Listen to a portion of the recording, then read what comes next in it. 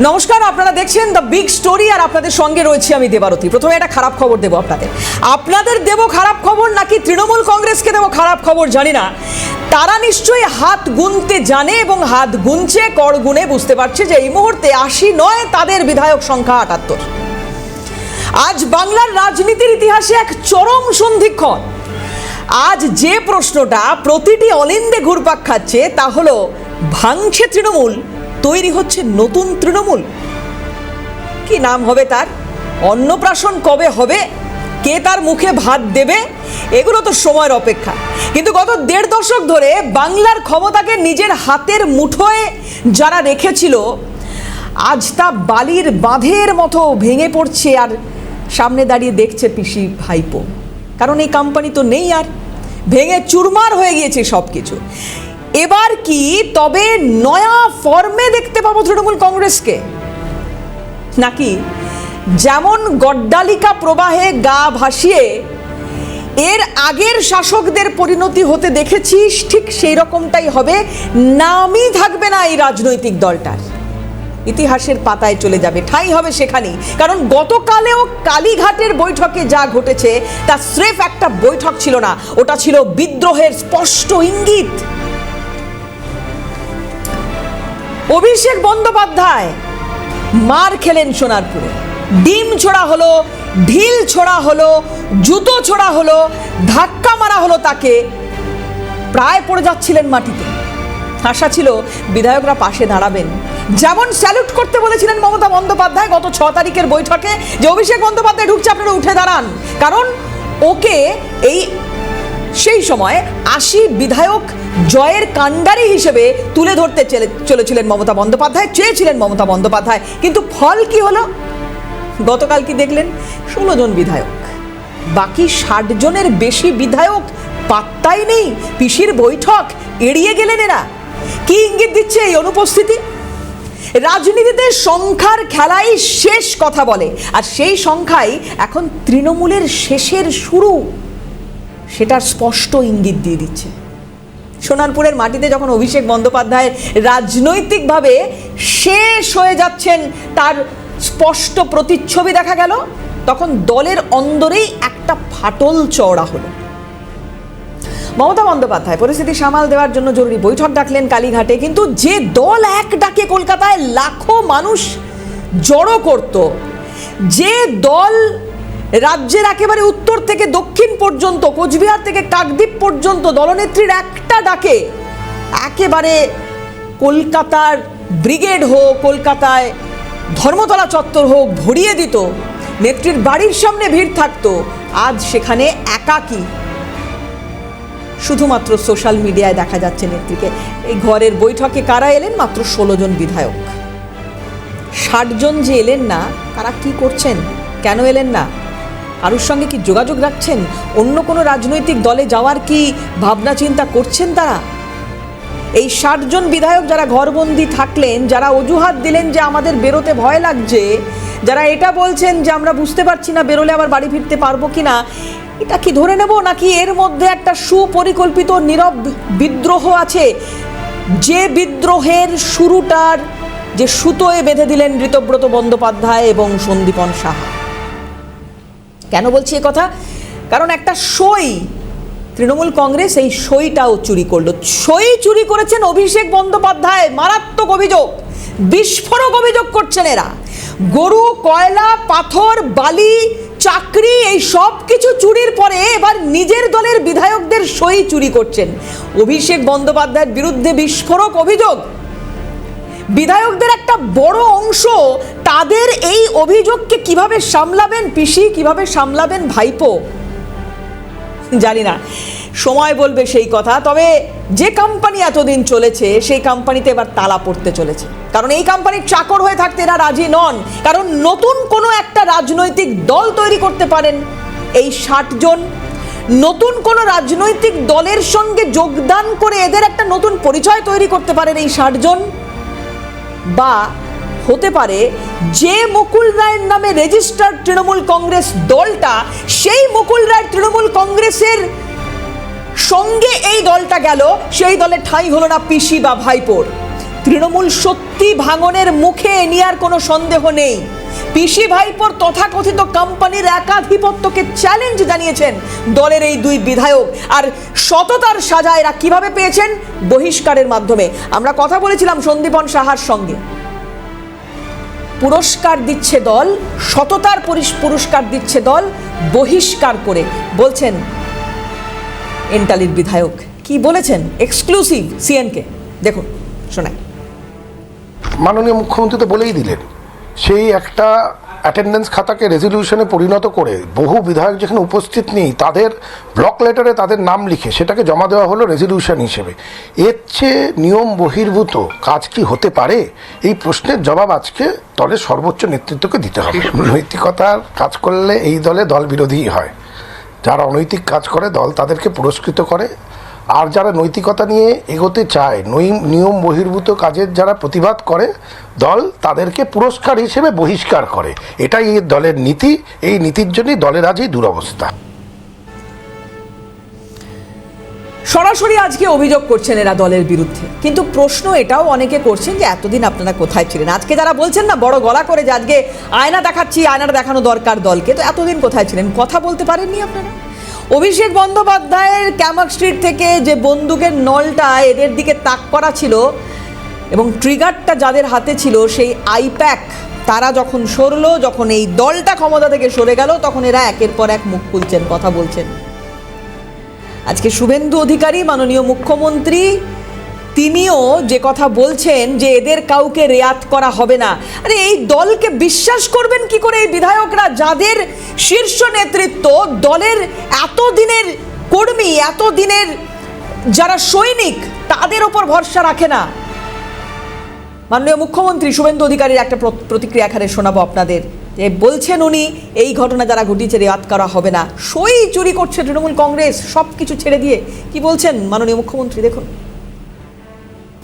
এখানে দুজন এমএলএ মাননীয় ঋতব্রত বন্দ্যোপাধ্যায় এবং সন্দীপন সাহা অভিযোগ করেন, the complaint allege that the resolution dated 6/5/2026 was manufactured and fabricated.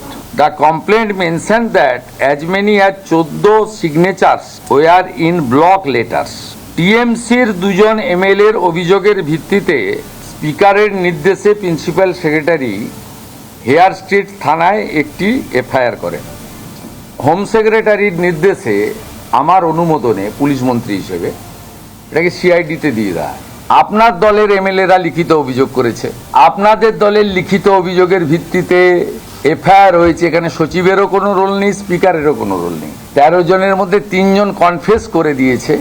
এই তঞ্চকতা, এই প্রতারণা, এই ধরনের সই দুর্নীতি নিজের দলের বিধায়কদের সঙ্গে নিজেরা যেটা করেছেন, আমরা আমাদের পুলিশ রাজনৈতিক মহলের অনেকগুলো ব্যাখ্যা রয়েছে, কিন্তু আপনারা যারা এই মুহূর্তে এই অনুষ্ঠান দেখছেন, আমি আপনাকে জিজ্ঞাসা করছি, আপনার কি মনে হয় এই যে বহিষ্কারের ঘটনা, এই বহিষ্কার একটা নতুন সূচনার তো করতেই পারে? কি মনে হয়? কেন বলছি এই কথা? কারণ আজকে যদি বিশ্বাস করুন এরকমটা হয়, আজকে প্রাক্তন মুখ্যমন্ত্রী তিনি বলছেন যে আমরা বেনজল ঢুকিয়েছিলাম। আজকে স্বীকার করছেন এরা যে আমরা বেনজল ঢুকিয়েছিলাম। আমরা এক ঋতব্রত বন্দ্যোপাধ্যায়কে দেখছি, আজকে ঠিক আছে উনি সততার পুরস্কার হিসেবে বহিষ্কৃত হয়েছেন, আমি ধরে নিচ্ছি ওনার কথা, কিন্তু যদি আজকে তৃণমূল সুপ্রিমোর এই কথা মনে হয় যে ঋতব্রত বন্দ্যোপাধ্যায়কে দলে ঢোকানোটা বেনজল দলে ঢোকানো ছিল, আজকে এদের কথা বলতে গিয়ে যদি মমতা বন্দ্যোপাধ্যায় এই কথা বলেন যে যখন ক্ষমতার পরিবর্তন হয় এরা অন্য জায়গায় চলে যায়, তাহলে এখনো এই প্রশ্নের মুখোমুখি আপনাকে হতে হবে যে কংগ্রেস ছেড়ে যখন রাজনৈতিক দলটা তৈরি করলেন, তৃণমূল নামক রাজনৈতিক দলটা তৈরি করলেন, তখন আপনিও কি তাই ছিলেন? আজকে যে যে তকমাগুলো এদের বিরুদ্ধে লাগাচ্ছেন, সেই একই তকমা কি সেই সময় আপনি মাথায় নিয়েছিলেন? মাননীয়া, নিয়েছিলেন?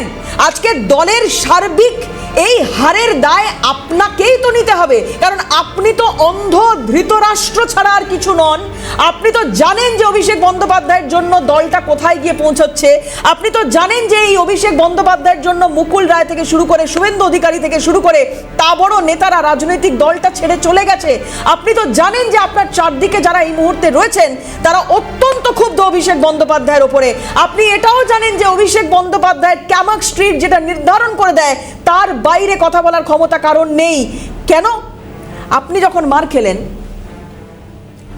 আপনার যে সংগ্রাম, আপনার যে লড়াই, সেই লড়াইয়ের এক বিন্দু অভিষেক বন্দ্যোপাধ্যায় জানেন না, দেখেননি। কিন্তু তারা তো জানেন যে যারা আজকেও আপনার হাতটা শক্ত করে ধরতে চান, যারা প্রথম দিন থেকে তৃণমূল কংগ্রেস দলটা করছে, আপনি তাদেরকে গুরুত্ব দিলেন না।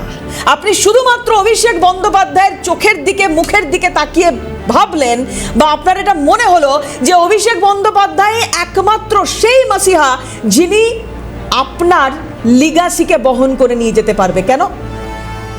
কি কারণে মনে হলো আপনার? কি গুণ দেখেছেন আপনি অভিষেক বন্দ্যোপাধ্যায়ের মধ্যে? আপনি তো বিরোধিতা করে এসেছেন, কিন্তু অভিষেক বন্দ্যোপাধ্যায় তিনি কোন বিরোধিতাটা করে এসেছেন? একটা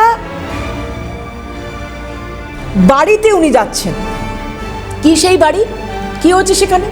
সোনারপুরে যখন অভিষেক বন্দ্যোপাধ্যায় যাচ্ছেন, এই বাড়িতে একজনের খুন হয়েছে বলে অভিযোগ উঠছে। এই বাড়িতে অভিষেক বন্দ্যোপাধ্যায় যাচ্ছেন, কি কারণ থাকতে পারে? কেন? এটা প্রমাণ করতে যাচ্ছেন যে আমিও বিরোধিতা করতে পারি।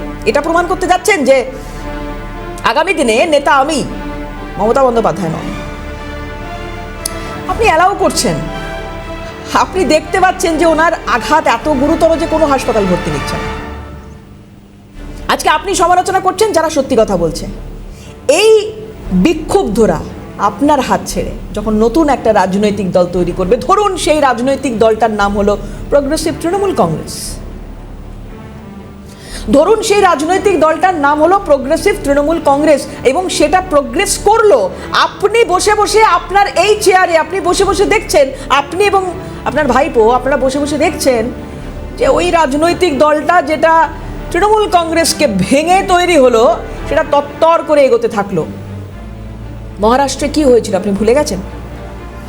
আমরা কথা বলেছিলাম রাজনৈতিক বিশ্লেষক ঝন্টু বড়াইকের সঙ্গে। এই সন্দীপন সাহা বলুন বা ঋতব্রত বন্দ্যোপাধ্যায় বলুন, এরা তো হিমশৈলের চূড়া মাত্র। তৃণমূলের ভেতরটা পুরো পচে গিয়েছে, গন্ধ বেরিয়ে গিয়েছে, কিচ্ছু নেই আর সেখানে। আপনি বসে বসে দেখবেন এই বাহারুল ইসলামরা মুখ খুলছেন, আপনি বসে বসে দেখবেন অরূপ রায়রা মুখ খুলছেন, আপনি বসে বসে দেখবেন সুভাষিস দাসরা মুখ খুলছেন, আপনি বসে বসে দেখবেন ঋতব্রত বন্দ্যোপাধ্যায়, সন্দীপন সাহা। তালিকা দীর্ঘ থেকে দীর্ঘায়িত হবে, আপনার কিচ্ছু করার থাকবে না, কারণ আপনি ধৃতরাষ্ট্র। আপনার এখনো চোখে ঠুলি, আপনি দেখতে পাচ্ছেন না। আমরা যখন কথা বলছি অরূপ রায় কিন্তু সত্যি কথা বলছেন। ইনি তো আপনার সঙ্গে প্রথম দিন থেকে রয়েছেন, আপনার সঙ্গে কাঁধে কাঁধ মিলিয়ে রাস্তায় নেমেছেন, আপনার সঙ্গে কাঁধে কাঁধ মিলিয়ে আন্দোলন করেছেন, আপনার পাশে থেকেছেন। আজকে এই মানুষটা কি অসত্য বলছে? অরূপ রায় কি বলছে দেখুন। মিটিংয়ে গেলে সই করেছিলাম। আমি একটা সই মমতাদির বাড়িতে করেছিলাম, সেই সইটা আমি করেছিলাম, কিন্তু যে সইটা সিআইডি আমার কাছে নিয়ে এসেছিল সেই সইটা আমার নয়। অফিসিয়াল লিডার বানাতে আমাদের শোভনদেব চারের দিকে কোনো আপত্তি ছিল না। রেজলিউশনে কাগজে আমাকে যে সইটা আমায় দেখিয়েছে সেই সইটা আমার নয়, কিন্তু আমি মমতাদির বাড়িতে সই করেছিলাম। আমার সই না মানেই তার মানেই অন্য কেউ করেছে।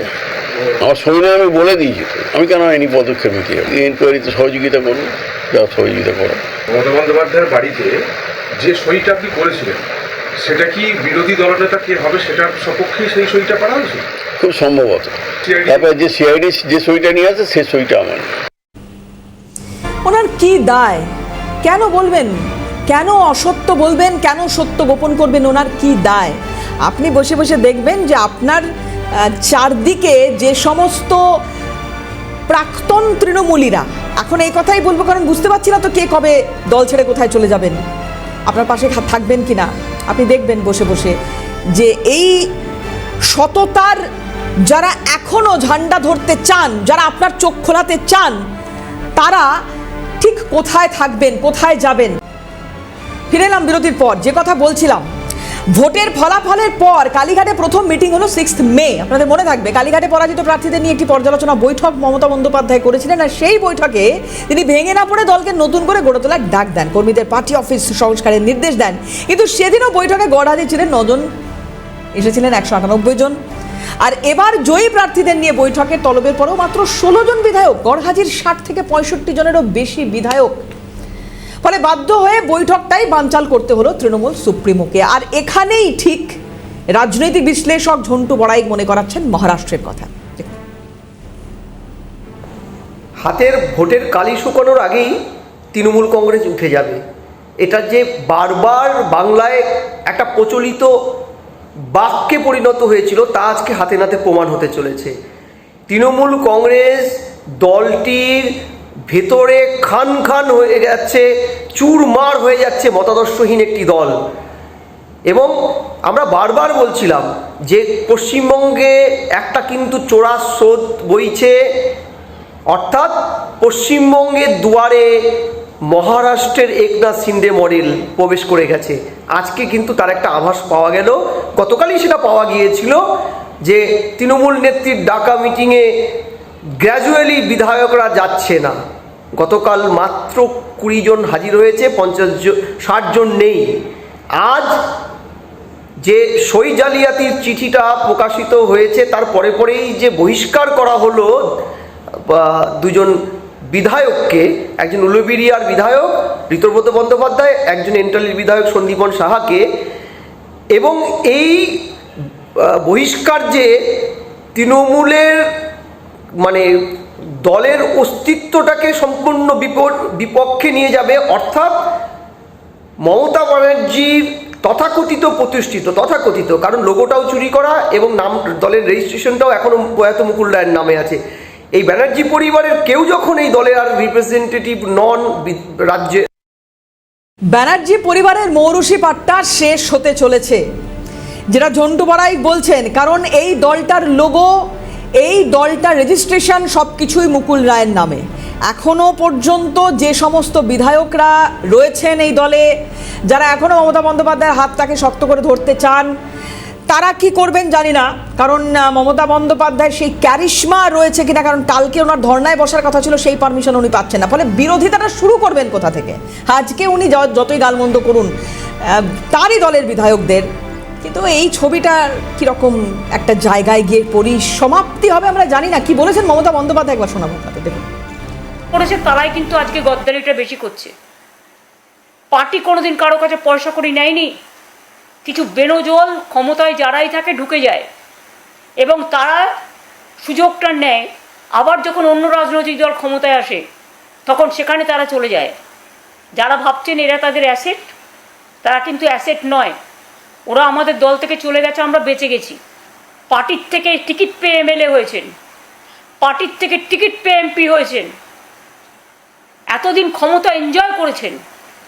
আজকে যেই পার্টি হেরে গেছে সঙ্গে সঙ্গে অন্য পার্টির সাথে আন্ডারস্ট্যান্ডিং, কেউ বলছে সম্পদ বাঁচাতে, কেউ বলছে পুলিশ থ্রেট করছে। আপনিও তো ক্ষমতা এনজয় করেছেন, করেননি? আজকে আপনার দলের বিধায়কদেরকে কাঠগড়ায় তুলে দিতে খুব সোজা মনে হচ্ছে। এখন কথা হচ্ছে যে বিরোধিতাটা করতে হবে আবার আপনাকে, আপনি তো পারবেন, কিন্তু যিনি অসুস্থ, যিনি সিআইডির সঙ্গে দেখা করলেন না, বাড়িতে শুয়ে রয়েছেন, তার কি হবে? তার রাজনৈতিক ভবিষ্যৎ নজর থাকবে সেদিকে। আর বিগ স্টোরি আজকে এখানেই শেষ করছি। অন্যান্য সমস্ত খবরের জন্য আপনার চোখ থাকুক সিএনএ।